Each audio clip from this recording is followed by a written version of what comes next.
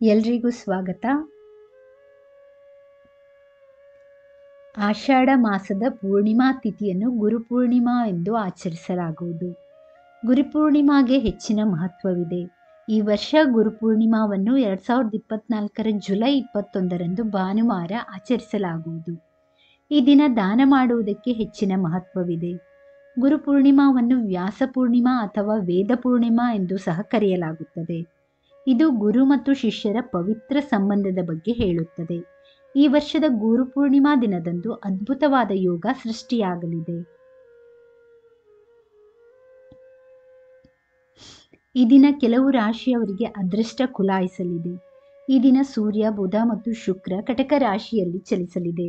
ಜೊತೆಗೆ ಗುರುಗ್ರಹವು ವೃಷಭ ರಾಶಿಯಲ್ಲಿ ಸಂಚಾರ ಮಾಡಲಿದೆ. ಈ ಶುಭ ಸಂಯೋಗದ ವಿಶೇಷ ಪ್ರಭಾವವನ್ನು ಕೆಲವು ರಾಶಿಗಳ ಮೇಲೆ ನೋಡಬಹುದಾಗಿದೆ.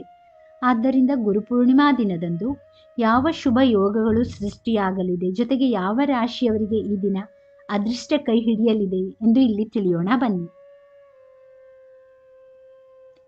ಗುರುಪೂರ್ಣಿಮಾ ದಿನದಂದು ಶುಭಯೋಗ. ಸರ್ವಾರ್ಥ ಸಿದ್ಧಿ ಯೋಗವು ಜ್ಯೋತಿಷ್ಶಾಸ್ತ್ರದ ಶುಭಯೋಗಗಳಲ್ಲಿ ಒಂದಾಗಿದೆ. ಈ ಯೋಗವು ವಿಶೇಷ ದಿನದಂದು ವಿಶೇಷ ನಕ್ಷತ್ರವಿರುವಾಗ ರೂಪುಗೊಳ್ಳುತ್ತದೆ.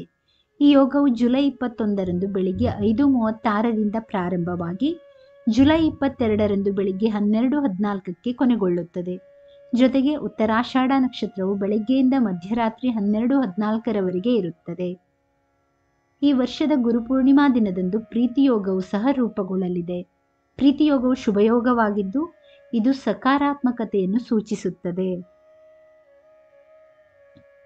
ಈ ಯೋಗವು ಜುಲೈ 21 ರಾತ್ರಿ 9:11 ಪ್ರಾರಂಭವಾಗಿ ಜುಲೈ 22 ಸಂಜೆ 5:58 ಕೊನೆಗೊಳ್ಳುವುದು. ಈ ಯೋಗದಂದು ಮಾಡಿದ ಎಲ್ಲ ಕೆಲಸಗಳು ಪೂರ್ಣಗೊಳ್ಳುವುದು ಎಂದು ಹೇಳಲಾಗುತ್ತದೆ.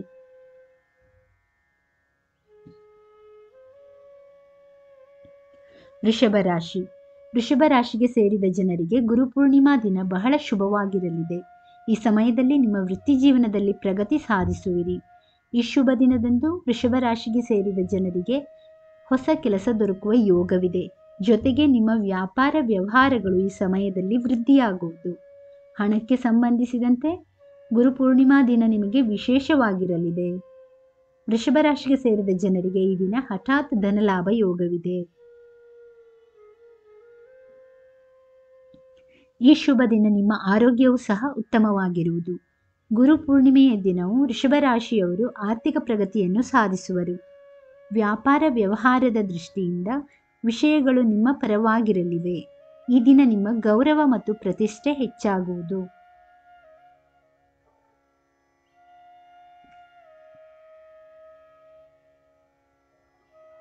ಸಿಂಹರಾಶಿ. ಸಿಂಹರಾಶಿಗೆ ಸೇರಿದ ಜನರಿಗೆ ಗುರುಪೂರ್ಣಿಮಾ ದಿನ ಉತ್ತಮವಾಗಿರಲಿದೆ. ಈ ಶುಭ ದಿನ ನಿಮಗೆ ಕೆಲಸದಲ್ಲಿ ಬಡ್ತಿ ದೊರಕುವ ಯೋಗವಿದೆ.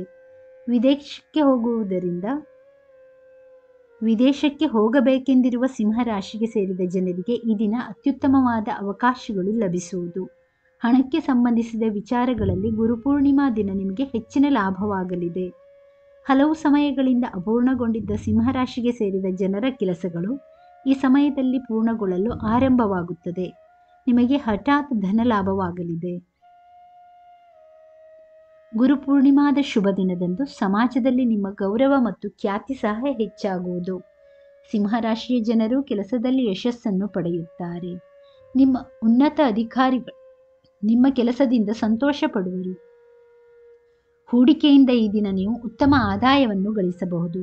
ಸಿಂಹರಾಶಿಗೆ ಸೇರಿದ ಜನರಿಗೆ ಕುಟುಂಬದವರ ಸಂಪೂರ್ಣ ಬೆಂಬಲ ಸಿಗಲಿದೆ.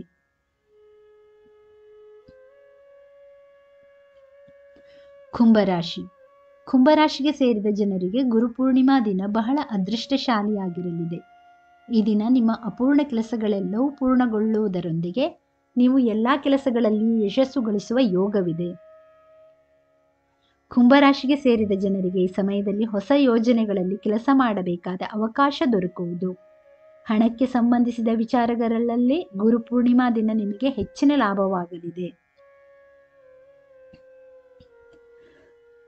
ನಿಮಗೆ ಈ ದಿನ ಹಠಾತ್ ಧನಲಾಭವಾಗಲಿದೆ. ಇದರ ಜೊತೆಗೆ ಕುಂಭರಾಶಿಗೆ ಸೇರಿದ ಜನರ ಆರೋಗ್ಯ ಈ ದಿನ ಉತ್ತಮವಾಗಿರುವುದು. ಗುರುಪೂರ್ಣಿಮೆಯ ದಿನವು ಕುಂಭರಾಶಿಯ ಜನರಿಗೆ ಲಾಭದಾಯಕವಾಗಿರಲಿದೆ. ಕೆಲಸದಲ್ಲಿ ಹೊಸ ಅವಕಾಶಗಳು ನಿಮಗೆ ಸಿಗಬಹುದು. ನೀವು ಮಾನಸಿಕ ಒತ್ತಡದಿಂದ ಮುಕ್ತಿ ಹೊಂದುವಿರಿ. ನಿಮ್ಮ ಸಂಪತ್ತು ಈ ದಿನ ಹೆಚ್ಚಾಗುವುದು. ಹಣ ಗಳಿಸುವ ಉತ್ತಮ ಅವಕಾಶಗಳು ನಿಮಗೆ ಲಭಿಸುವುದು.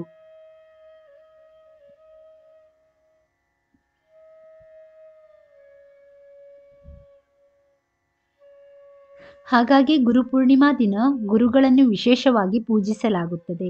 ಈ ದಿನ ಹಳದಿ ಬಟ್ಟೆಯನ್ನು ಧರಿಸಿ ಮತ್ತು ಗುರುಮಂತ್ರವನ್ನು ಪಠಿಸಿ.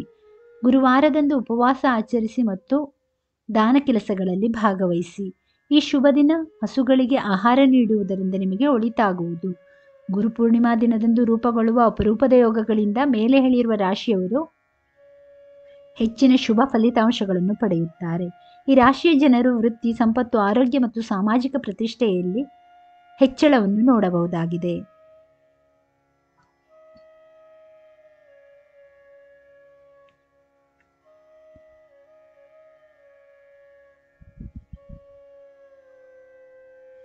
ವೀಕ್ಷಕರೇ, ಈ ಮಾಹಿತಿ ಇಷ್ಟವಾದಲ್ಲಿ ದಯವಿಟ್ಟು ವಿಡಿಯೋನ ಲೈಕ್ ಮಾಡಿ, ಚಾನಲನ್ನು ಸಬ್ಸ್ಕ್ರೈಬ್ ಮಾಡಿ. ಕೇಳಿದ್ದಕ್ಕಾಗಿ ಧನ್ಯವಾದಗಳು. Thank you for watching. Please like, share, comment and subscribe to Ayushvani.